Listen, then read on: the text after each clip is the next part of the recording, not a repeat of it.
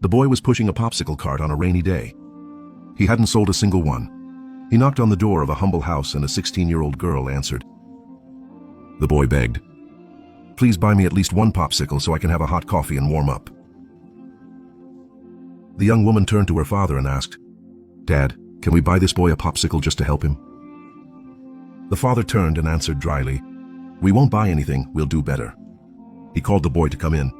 He gave him a warm blanket to keep him warm and a glass of hot milk. The boy drank it happily.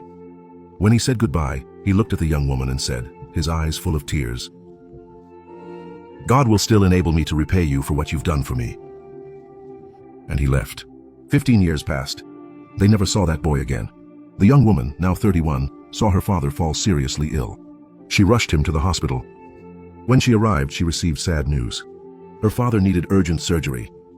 The father, distressed, said, "Daughter, the only thing we have is our house. If I have to sell the house for the operation, I'd rather die. This house is all I can leave you." Right there in front of the doctor, he said those words. The doctor looked at them both and spoke calmly. "Let's do the right thing. We'll operate on your father and save his life. Then we'll figure out the payment." The surgery was performed with care and attention, and it was successful. The father was saved. In the end, the girl asked the doctor, "Doctor, what now?" "How will we pay?" He replied, "Don't worry. The bill will arrive at your home with instructions on how payment will be made." Days later, back home with her father safe, the mail carrier delivered an envelope.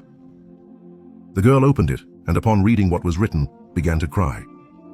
The father asked, "What is it, daughter? Why are you crying?" She then read it out loud. "Your father's surgery was paid for 15 years ago with a warm blanket and a glass of hot milk.